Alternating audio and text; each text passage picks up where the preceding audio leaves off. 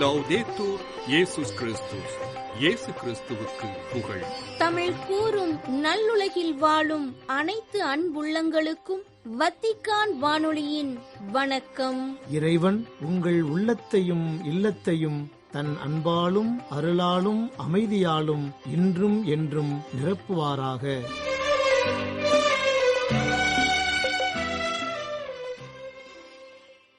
அன்பு நெஞ்சங்களே, இன்றைய நம் ஒலிபரப்பு உங்களுக்கு வழங்கவிருப்பன தடம் தந்த தகைமை மற்றும் பல்சுவை. தடம் தந்த தகைமை. தாழ்த்துவோர் உயர்த்தப் பெறுவர்.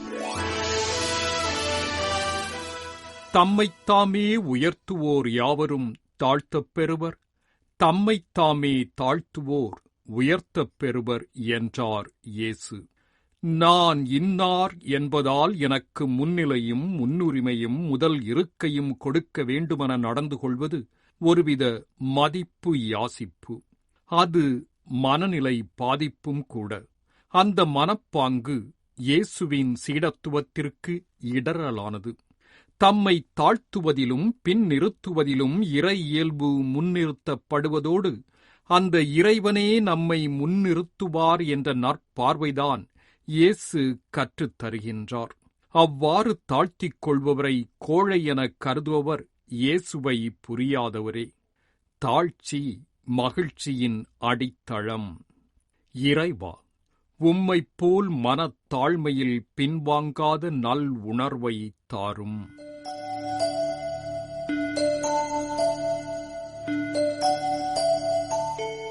பல்சுவை. இவ்வாறு புனிதர்கள்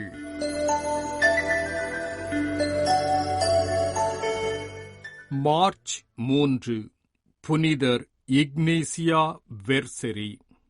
1801 வட இத்தாலியின் லொம்பார்டியா மாவட்டத்தின் பெர்கமோ நகரில் பிறந்த புனிதர் இக்னேசியா வெர்செரி இத்தாலிய பெனடிக்டன் சபையின் அருட்சகோதரியும் இயேசுவின் திரு இதயத்தின் புதல்வியர் எனும் துறவு சபையை நிறுவியவரும் ஆவார். இதன் உறுப்பினர்கள் கற்பு, எளிமை, கீழ்ப்படிதல் ஆகியவற்றிற்காக பொது உறுதிப்பாடுகளை எடுத்துக் கொண்டவர்கள். இளைஞர்களின் கல்வி, நோய்வாய்ப்பட்டவர்களை கவனித்தல் மற்றும் மறைப்பணிகள் ஆகியவையும் அவர்களது அர்ப்பணிக்கப்பட்ட பணிகளாகும். பெண்களின் தேவைகளுக்காக தம்மை அர்ப்பணித்துக் கொண்ட இவர் அவர்களது கல்விக்கும் முன்னுரிமை தந்தார். அனாதை இல்லங்களை நிறுவிய இவர் முதியோர் மற்றும் நோய்வாய்ப்பட்டவர்களுக்கும் உதவி அளித்தார். இக்னேசியா வெர்செரி 1852 மார்ச் மாதம் 3ஆம் நாளன்று வட இத்தாலியின் பிரேஷியா நகரில் இறைபதம் சேர்ந்தார்.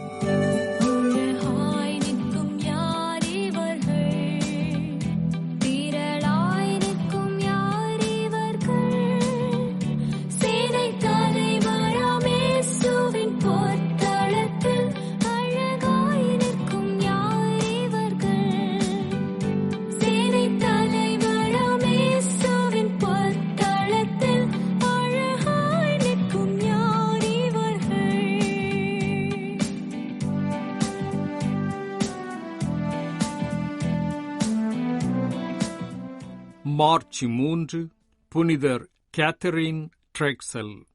நவம்பர் 26, 1858 அமெரிக்க ஐக்கிய நாட்டின் பிலடெல்பியாவில் பிறந்த புனிதர் கேத்தரின் ட்ரெக்சல் ஒரு மனித நேயமிக்க ஓர் அருட்சகோதரியும் கல்வியாளரும் நிறுவனரும் ஆவார். பெரிய பணக்கார குடும்பத்தில் பிறந்த இவர் அமெரிக்க ஐக்கிய நாட்டு பூர்வீக குடிமக்களின் அவல நிலை கண்டு அவர்கள் பால் பற்றுதல் கொண்டவராக செயல்பட்டார். பூர்வீக இன மக்களுக்கான தமது முறையான உதவிகளை ஆரம்பித்தார். கேத்தரின் ட்ரெக்சல் விருப்பப்பட்டிருந்தால் இலகுவாக திருமணம் முடித்திருக்கலாம். ஆனால் அவர் ஆயர் ஜேம்ஸ் ஒக்கனருடன் மேற்கொண்ட விவாதங்களின் பின்னர் எஞ்சிய என் வாழ்நாட்களை பூர்வீக மற்றும் கருப்பு இன மக்களுக்கு கொடுக்கும் கருணையை புனித யோசேப்பு திருவிழா என்னில் கொண்டு வந்தது என்று 1889 எழுதினார். பூர்வீக மற்றும் கருப்பு இன மக்களுக்கான முதல் உறைவிட பள்ளியை சாந்தாஃபே என்னும் இடத்தில் தொடங்கினார். அவரது பணிகளின் அடித்தளங்கள் சங்கிலி தொடராகத் தொடங்கின.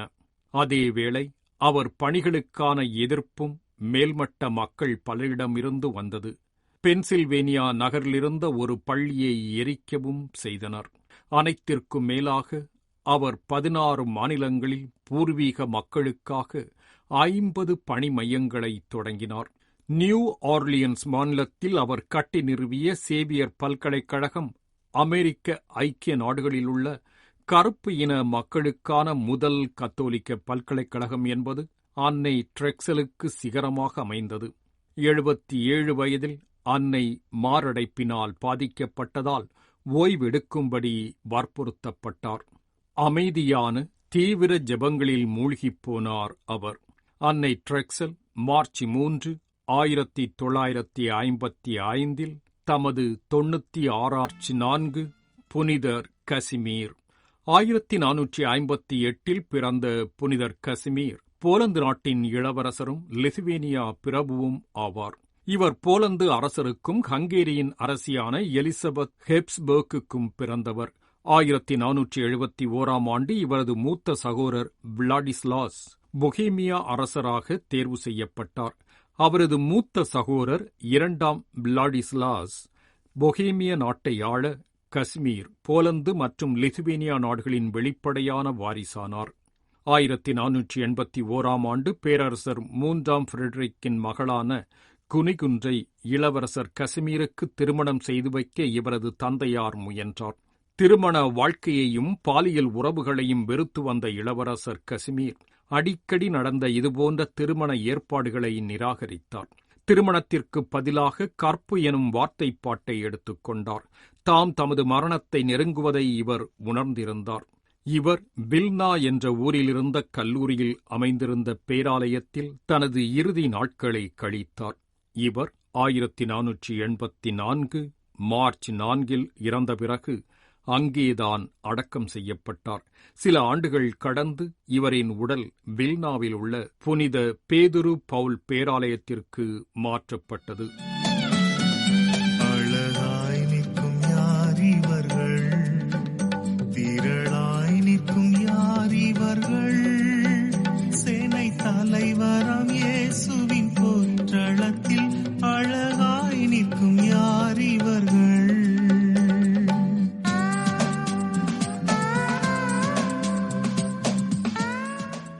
மார்ச் 5 புனிதர் சிலுவையின் ஜான் ஜோசப்.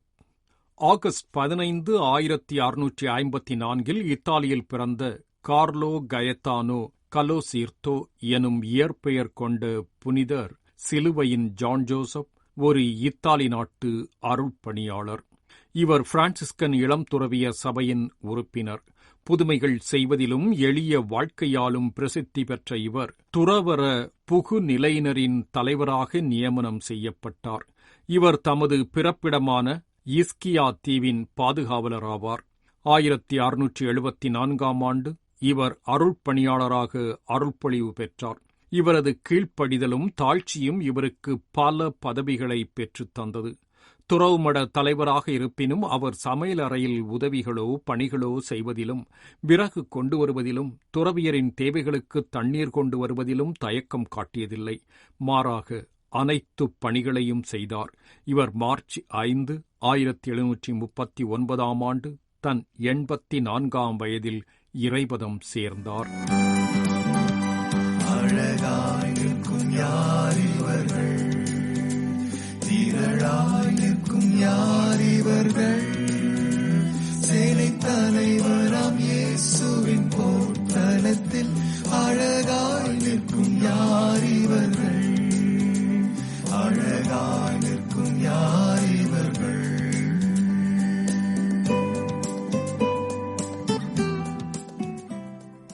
மார்ச் 6 புனிதர் ஒலேகரியஸ். புனிதர் ஒலேகரியஸ் ஸ்பெயினின் பர்ச்சலோனா ஆயராகவும் பின்னர் தரகோனா பேராயராகவும் பணியாற்றினார். ஸ்பெயின் நாட்டின் பர்ச்சலோனாவின் உன்னதமான குடும்பம் ஒன்றில் 1060 பிறந்தார். ஒலேகேரியஸ் தமது 10 வயதில் பர்சலோனா தேவாலயத்தின் குருக்கள் சமூகத்தில் இணைந்தார். பின்னாளில் அவர் அதே குருக்கள் சமூகத்தின் தலைமை பொறுப்பையும் ஏற்றிருந்தார். 1113 முதல் 1118 ஆண்டு காலத்தில் அவிஞ்ஞான் நகரில் உள்ள தூய ரூஃபூஸ் அகுஸ்தீனிய துறவு மடத்தின் மடாதிபதியாகவும் பணியாற்றினார். 1116 ஆண்டு இவர் பர்சலோனா ஆயரானார். இவர் அடிக்கடி திருத்தந்தையர் ஆலோசனை சபைகளில் பங்கு கொண்டார். தரகோனா இஸ்லாமியரிடமிருந்து மீண்டும் வெற்றி கொண்டதன் பின்னர் ஒலேகேரியஸ் தரகோனா பேராயராக அருள்பொழிவு செய்விக்கப்பட்டார். ஒலேகேரியஸ் 1137 ஆண்டு மார்ச் மாதம் 6ஆம் நாள் காலமானார்.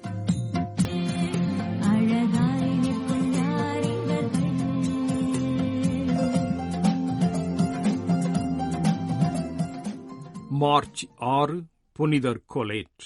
நிக்கோல் பொலேட் என்னும் இயற்பெயர் கொண்ட புனிதர் கொலேட் பிரான்ஸ் நாட்டின் பிகார்தி பகுதியிலுள்ள கோர்பி எனும் கிராமத்தில் 1381 ஆண்டு ஜனவரி மாதம் 13ஆம் நாள் பிறந்தார்.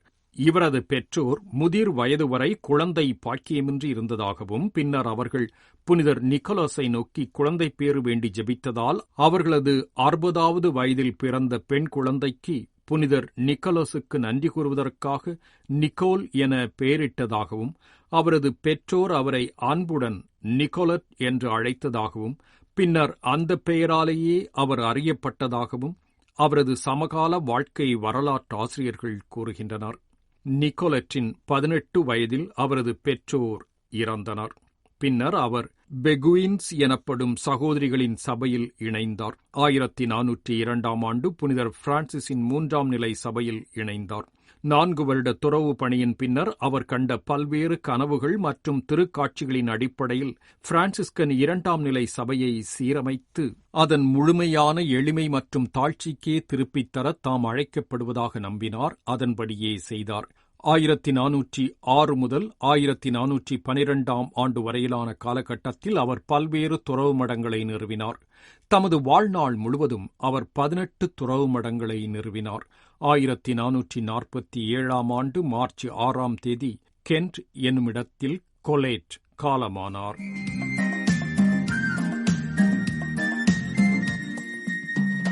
அழகாய் நிற்கும் யார் இவர்கள், திரளாய் நிற்கும் யார் இவர்கள், சேனை தலைவரம் இயேசுவின் போர்க்களத்தில் அழகாய் நிற்கும் யார் இவர்கள், சேனை தலைவரம் இயேசுவின் போர்க்களத்தில் அழகாய் நிற்கும் யார் இவர்கள்.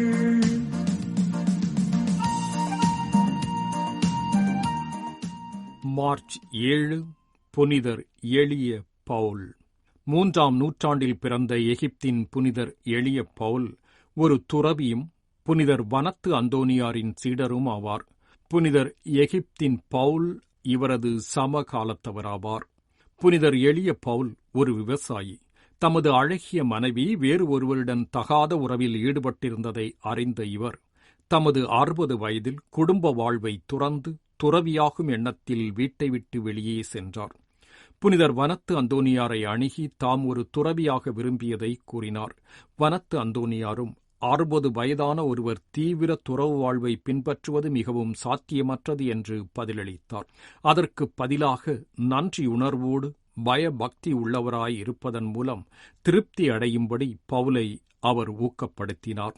இந்த பதிலால் திருப்தி அடையாத பவுல் அவருடைய சித்தத்தை ஏற்றுக்கொள்வதன் மூலம் கற்றுக்கொள்வதாக கூறினார். இத்துடன் பவுலை வெளியே நிறுத்தி வனத்து அந்தோனியார் கதவை சாத்தினார். 4ஆம் நாள் இவர் செத்துப்போவாரோ என பயந்து போன வனத்து அந்தோனியார் அவரை உள்ளே அழைத்தார். கடும் உழைப்பு, உண்ணாவிரதம், இரவில் விழித்திருத்தல், தொடர்ந்து சங்கீதங்கள் பாடுதல் போன்றவை மூலம் பவுலின் சகிப்புத்தன்மை மற்றும் பணிவு ஆகியவற்றை வனத்து அந்தோனியார் தொடர்ந்து பரீட்சித்தார். பவுலின் தன்னடக்கம் மற்றும் அர்ப்பணம் ஆகியவற்றால் ஈர்க்கப்பட்ட வனத்து அந்தோனியார் அங்கிருந்து சில மைல் தொலைவிலுள்ள ஒரு சிறு அறையை இவருக்கு அளித்தார். இவர் 339ஆம் ஆண்டு தனது சொந்த நாடான எகிப்தில் இறைபதம் சேர்ந்தார்.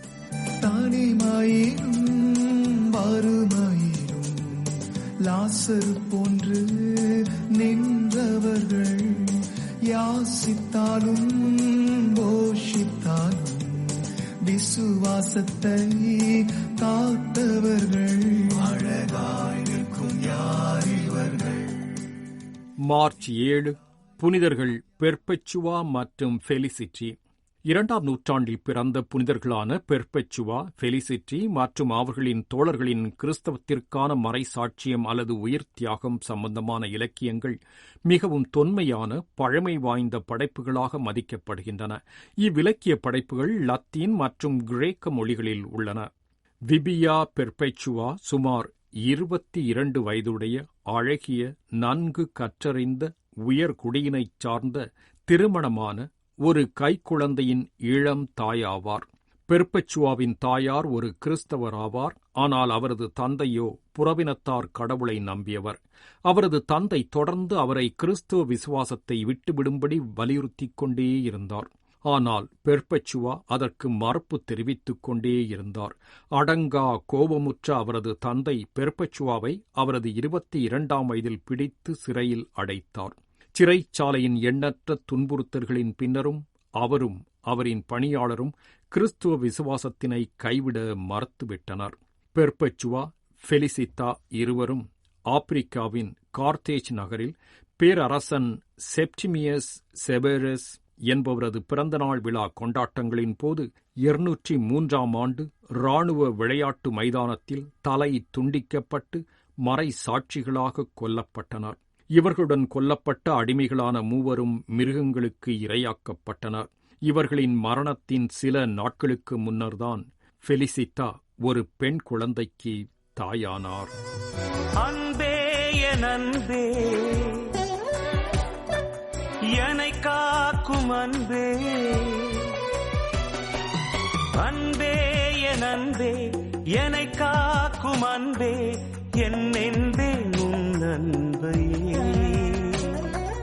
நான் எங்கு சென்றாலுமே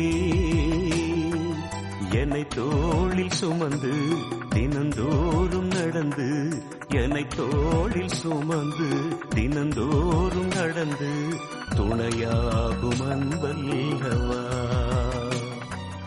அன்பே என் அன்பே.